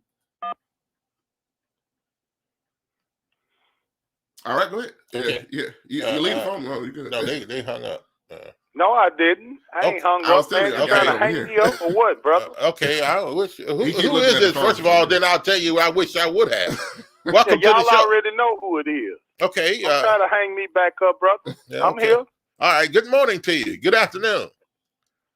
Good afternoon to y'all, Bob, Josh. Yes, sir. What can we do for you? All right. What you could have did for me was had me as a special guest today, but I don't appear to be good enough for you to do that. I ain't never seen my picture put up. I sent y'all a picture years ago, man. Put my picture up right now, Josh. No, we're not going to put your picture. You're not a guest. You're a caller. Yeah, I can't find it. I can't find it. What is it that you want other than to bother us? Listen, man, all I got to say is, listen, you just said kidding. Prior to Mr. Caswell, and all respect to Charlie, you know what I mean? Respect my brother. Absolutely. And your movement and all of that. But we've had all of these conversations. You spoke before even bringing him on how many times he's been on the show and this, that, and that, and how many others have you spoken to about these problems here. I mean, let's just get that we got problems here, but where are the solutions? We can have conversation after conversation, but where are the real solutions other than us ending up sounding as if, to me, and this is just my sum of it, it always ends up in debates that sound as if we're using the blame game. We're looking for other folks to be our saviors.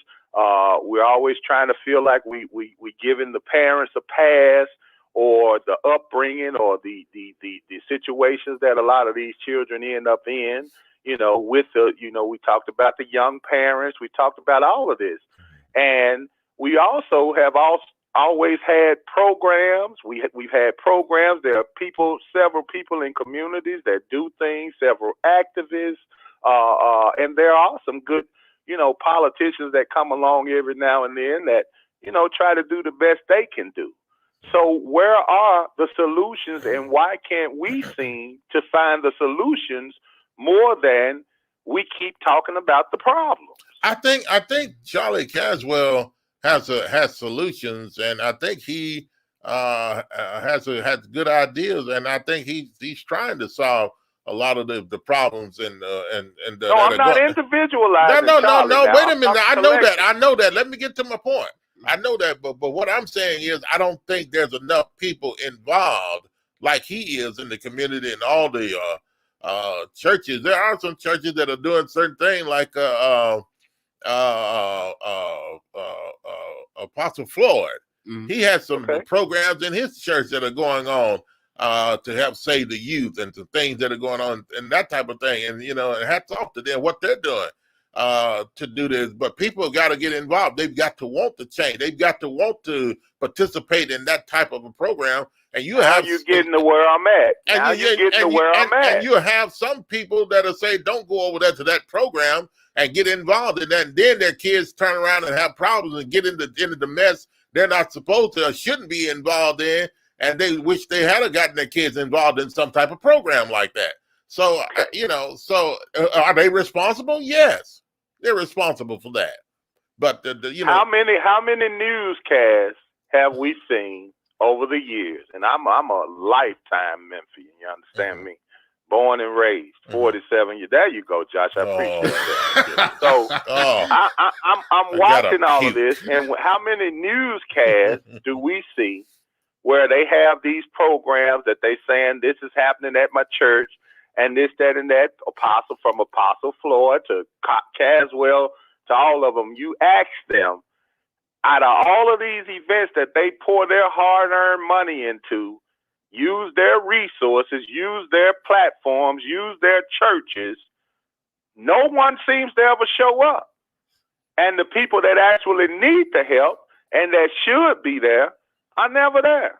Mm-hmm. I mean, y'all see the news? It's always about 10 or 11 people there. Oh. So what has to be the drawing tool to get the real young people that need the real help to the places to be helped? Okay, well, and here's the thing.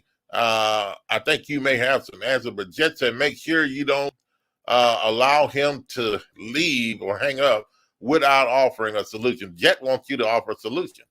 Hey, we're just reading what the people say. Well, I often try to offer more solutions than sermons. That's why my feet are on the asphalt pretty much every day. Mm-hmm. Have been for over 25 years now. I make it my business to not just talk about the solution, but I go out and try to be a part of the solution. In what way? You understand? What do you do? What do I do? Yeah. Is that a trick question here? No, that's not. What's so tricky about it? Come on, man. Is that a trick question here? No, it's a straight question. I ask you, what do you do? Brother, there's nothing tricky. In the street. There's nothing tricky about that. I'm in the neighborhood. I'm talking to the gangs. I'm talking to the troubled young men each and every day. Mm-hmm. I'm not only talking to them, but I'm leading by example. See, you can't have an outreach if you don't reach out. Mm-hmm. And this is a lot of times the problem I have, if you want me to be more specific, with a lot of the organizations, with a lot of the churches that that talk about outreach, but don't reach out. Mm-hmm. See, I'm reaching out. It's more than me sitting behind my platform, behind my social media page and preaching the gospel to the streets and telling them what they should be and shouldn't be doing. Mm. I'm going out showing them. I'm going out showing them not only can they make it out of these povertized communities. I come from one. Mm-hmm. Okay, I come from a single mother's home. From the age of 9, my mother was a single mother. Okay, so I come from it. I'm the kind of people that, when they having all these round tables and when they having all these people that they just put up that I call poster people sometimes, just because they know they're going to say the right thing or they're going to be politically correct. Those are the things I have a problem with, because in order to really get solutions, you got to talk to the people that's in the trenches. Mm-hmm. You got to go get the people that's actually been through the storm. Yeah. And that's kind of what I was saying earlier, to be honest. Like, I don't think there's enough of that going on. You know, I think people looking at, like we talk about politicians or whatever else, there's only so much you're going to get from that end, unfortunately. You got to go with the grassroots. Who's really doing on the ground? That's right, Josh. Yeah. And the money, and even when you talk about money that's allocated, all of these things that, you know, we talk about the city council, we talk about the mayor, we talk about all of these things. Even when money is allocated, where are the people at that, you know, we put in these places, we put in these positions, where are their voices? Why is this money not being allocated to povertized communities, or not to what we're seeing now? What's the word they call it? Gentrification going on in a lot of these neighborhoods, like Charlie was talking about earlier, where back in the day when the neighborhoods was, you know, mostly Section 8 and had a lot of black people there, we couldn't get protection. They couldn't get the police over there. They didn't put cameras up and all of this stuff until now. They want to protect their investments. You see what I'm saying? Yeah, now they want to charge you all kind of money to live in neighborhoods, like he was saying, that used to be economically convenient. Now, you know what I'm saying? You got to rob Peter to pay Paul just to live somewhere. Okay. There you go. All right. Hey, well, we appreciate your comment, man. And yeah, for the brother that was wondering about the solutions, trust me, I'm out here trying to give them to you, brother. You know what I'm saying? But I'm one of the minimal voices, like Charlie was speaking about, that they ain't going to want to come talk to all the time. I ain't looking for a handout because I'm out here doing it. I'm out here investing. I'm out here putting my own time and my own money. Ain't nobody sending no grants to GKP. And GKP been going over almost 30 years now. Check my record. Okay. Yes, sir. And real quick, I got Apostle Floyd in the building. He says valleys and mountains is what I do. Okay. And he said you're telling the truth also, GKP. So, valleys and mountains. Appreciate that, Pastor Floyd. Pretty Rick is what they call it. Yeah. Okay. Hey, that's my man. Yeah. Thanks for the call. Appreciate it, bro. Okay, so you ready for me to go now? Absolutely. Just say that. Absolutely. You gave Charlie almost 40 minutes of time, and you trying to run me away from here in less than 10, brother? Wait a minute. Hold on, sir.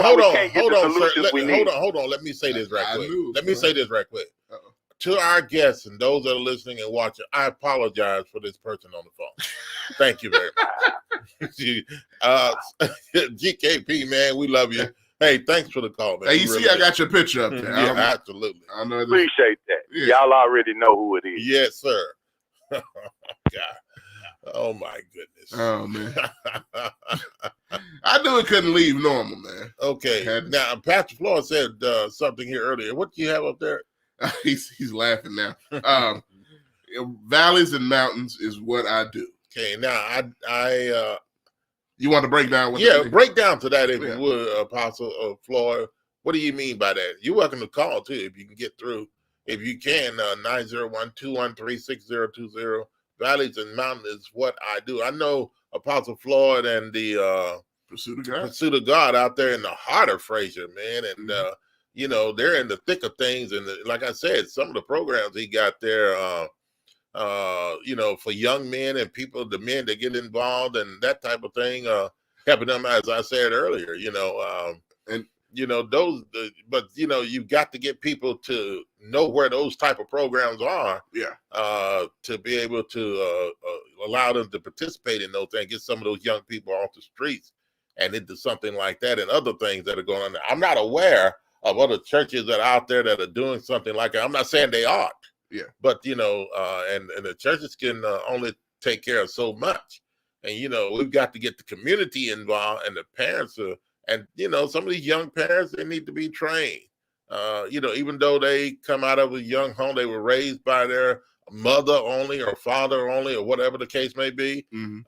They still, you know, you just can't say, okay, you know, that's where they were raised. They and just forget about them and, you know, and blame them for we've got to see what we can do to make a change. And I'm going to throw this out real quick before we go, is I think, again, one thing that's key, and I think people need to pay attention to this, what Charlie was saying, GKP, Apostle Floyd here in the comments and other people like that, Pay attention to people that are in your community that are doing real things that you notice are doing things grassroots from the ground up that are really helping, that you see.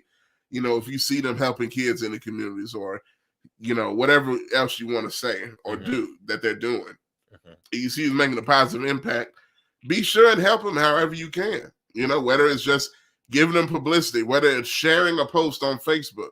It's like we say about this show. You share the show, you share these conversations, not just about us and giving us publicity. It's sharing these conversations that need to be had. I hope you didn't answer. I was going to get it over here. But to send a voicemail, press 2. Okay. And Apostle, you got it? No. Okay. Apostle Ricky Floyd, Pursuit of God. Welcome to the show.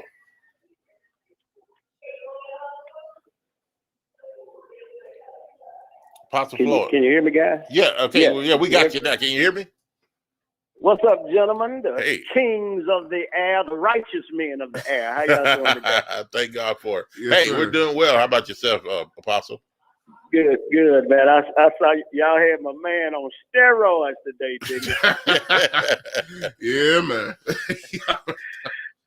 Yeah, I just,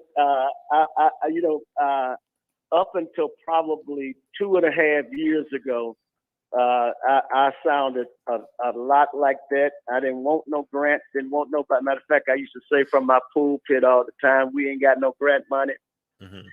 Ain't no philanthropists helping us. Ain't no suburban churches helping us. And I used to pridefully say that. I'm talking about me. I ain't talking about nobody else.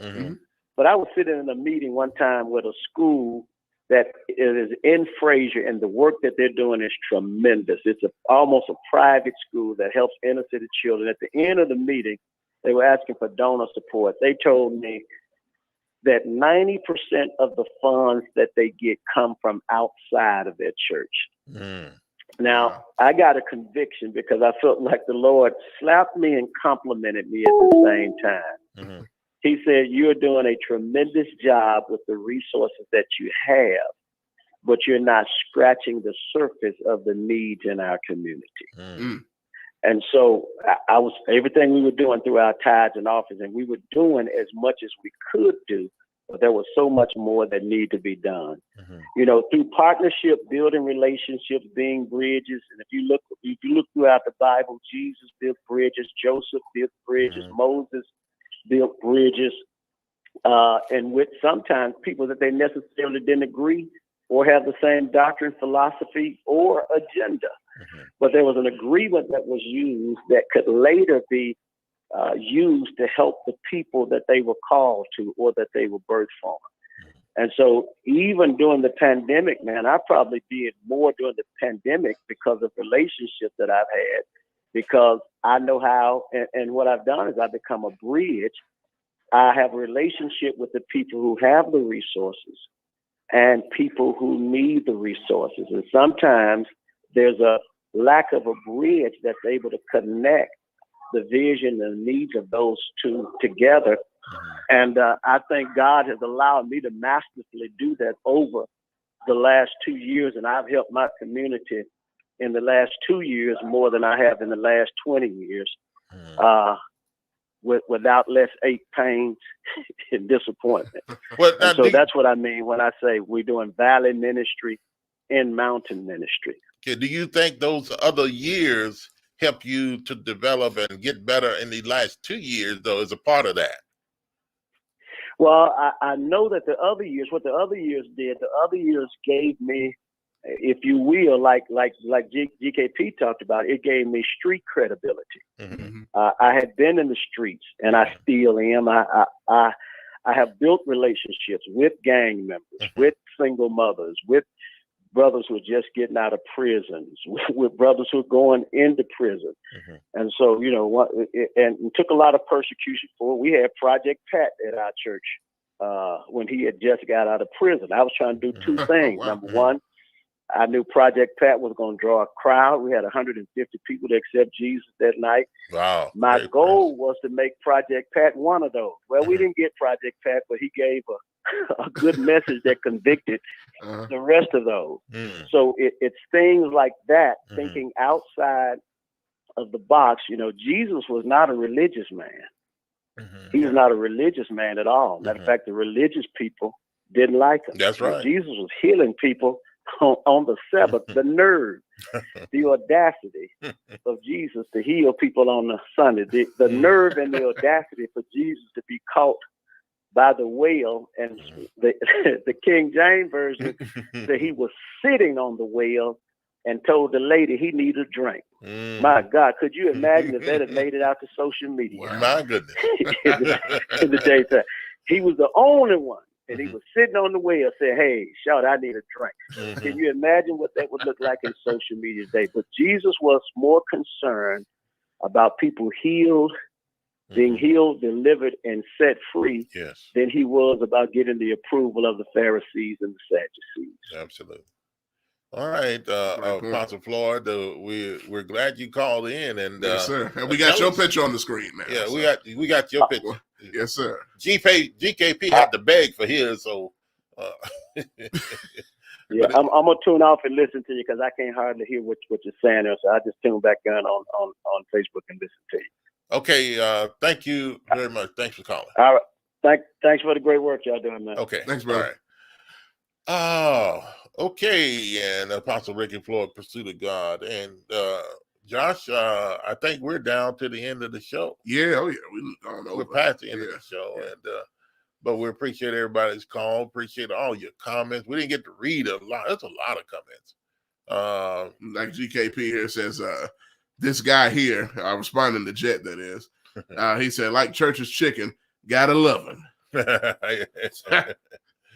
Yeah. Oh, man. Okay. Hey, thanks for all of you checking in. Oh, there's another one. I got it. Okay, you got it. Okay. Okay. Yes, sir. Call from. I want my picture up too. Wait a minute now. Oh, man, see. All these pictures and stuff. Yeah. First ribs, now picture. But what's going on, Jet? What's going on? I want a nice fancy picture too. I don't want to give me a nice fancy one. I don't know. Make it do your edit and stuff with it, Josh. What do you do? We only have so many pictures of you now. I mean, we're going to y'all got you. You ain't had that problem with anybody else. I want the special picture treatment too. You got a picture. You didn't ask for no picture or nothing. You found one and had a nice, beautiful one of them. All you get. Hey, Jet, it was fancy. Hey, Jet, I'm gonna find one. You on the bike? That's okay. Let's see. I think I see what you got. That'll be the best representative. That's the one I can appreciate. I just wanted to call, and I ain't gonna be long. I want to call, and I'm gonna irritate GKP, and I'm gonna say this: y'all still let him get away without no solution. Without a solution. Now, oh man. Now I don't doubt that GKP has what he believes is a solution. I don't doubt that, but it's how he called and the things he says, right? No solution. We understand the problem. What's the solution? Mm-hmm. And then he called in. He didn't offer a solution. He told us what he does in the street. Now, if he believes that's the solution, then he should have said that. Like, I think you should go and talk to the people in the street and minister to the young men face to face. If he thinks that's the solution, he should have said that. He said what he does. But he didn't say what's the solution to all of these problems we're having.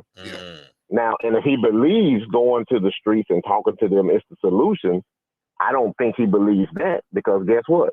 Before he said that, he said that's not working. He said the guy's been doing that for years and it's still not working because the people won't come, right? Now, that's not negative on what he's doing or what he is. And I'm not saying it's because the people won't come. That's the problem. That's still another problem. The people won't come. So then you still need the solution. There has to be a solution. I don't know what he believes the solution is or not, but he never said that. And you guys know what my solution is, right? Reparations. And everybody who's fighting as hard as they can fight, digging in the mud, doing these things, tend to ignore that solution. For some reason, that's not a viable option for them. That's fine. I would imagine at one point in time, we're going to get to the point where we down so hard and in the dirt, beat down so hard that that's going to be the last thing we turn to, and then we're going to finally be like, man, we could have did that a long time ago. I believe that one solution I believe a lot of people are not interested in, and they throw out a million reasons why not, but they're not interested in because if that works, then this work that you're doing didn't count. And so then you don't get to say maybe, and I'm not saying any of the people who are on the show today, in fact, the people who are on the show today, I know they ain't those three people are not really about that anyway. Yeah. But for the most part, people's programs didn't do it, and they will feel slighted because they think they're great, and what they did should have worked and should have been great. I used to do the programs too, and I'm not saying anything wrong. So you got to have, because the people are bleeding, the city is bleeding, and the city is dying. So you got to have something in the interim to ease these pains, or to at least you got to be at least trying. So I'm not saying anything is wrong with that, but what I am saying is, and I had a solution years ago, and I thought that solution was the solution until I looked at the same thing GKP said. We've been doing these things since freedom to solve these problems, and it is not working. And it's not working because of the pushback of the other existential things, the other outside, the other outliers happen anytime you have these programs and things like that. People will donate to you millions of dollars to have these programs. As long as those millions of dollars are going towards the top, administration fees, cost fees, building costs, and things like that. But the moment your program starts to working for real, you will see your money dry up, or you will see other outliers happen to destroy those programs.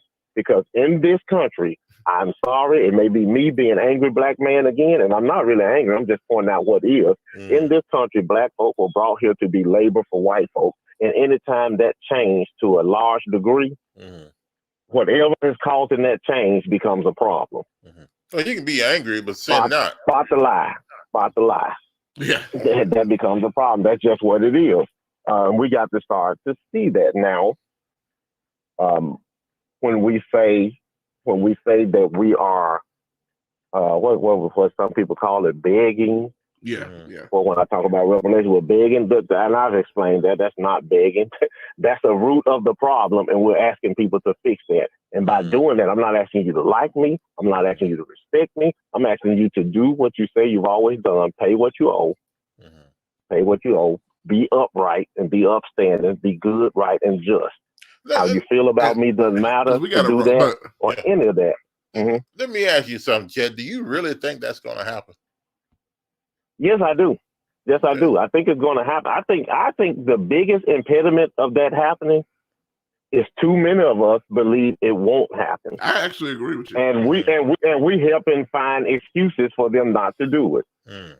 We helping to find Joe Biden is right there at it. But the reason Joe Biden can offer Asians and Chinese and everybody else those things, and he can offer us different kind of programs and stuff, is because the collective of us want those other programs rather than reparations. Because again, I believe somewhere subconsciously, those people who are in his circle who are telling them to give black people these things, those things, and those things other than reparations, they want their solutions to work. And when it works, they want to be able to say, I was there to cause this, that, or the other. And reparations don't even give me that. It doesn't give anybody that. What it does is give, and even one of the Muhammad brothers always said, he's like, I don't want reparations because it lets white people off the hook. See, even though he's in that commentary, but even he recognizes that if it comes from them, then what you were doing didn't work. Okay. And real quick, who owes it. I'm not trying to be wrong. I'm trying to be just and offer some justice. And that's the only thing that's going to fix our position in this country. We're the only people in this country whose condition was intentionally created. Okay. The only people. Okay. Hey, Jet, we appreciate your comment, man. And we're going to have to get out of here. And I was saying that earlier, but I'm going to throw this out there real quick. Yeah. I agree 100%. And I'm going to say this. I think Biden would do it if pressured enough. I don't think you got to pressure him crazy. I think he would actually do it. And I think I'm gonna tell you something else. I saw what was it, Al Sharpton and some other folks were at the White House, I think last week, they were saying civil rights leaders, right? We're down there. Now, I didn't hear anything about reparations that was talked about. I know they were talking about some other things and bills passed. And I'm not saying because Al Sharpton and them are not going to talk about that. Now, when it gets close to happening, those are going to be the guys who's at the forefront of it. Yeah. They're going to jump. They're going to be all for it. They're going to move in. But no, they're not going to talk about that right now. No. Yeah. Okay. All right, Jet. We appreciate the call, man. Thanks for checking in with us. Good stuff, brother. All right. Appreciate y'all as always. Did y'all get my picture up there? We sure did. Yeah, we did. Oh, okay. Bye. Okay. All right. That's going to do it for us today. Thanks for checking in with us, all of you, and your comments. We really appreciate it. And, hey, have a wonderful day today. Be careful out on the roadways, anywhere you're going, and we'll check back in with you again. Whenever we do it. All right. And we may have another special guest. You'll never know. All right. Hey, be blessed. Have a special day, blessed day today, and we'll talk to you next time.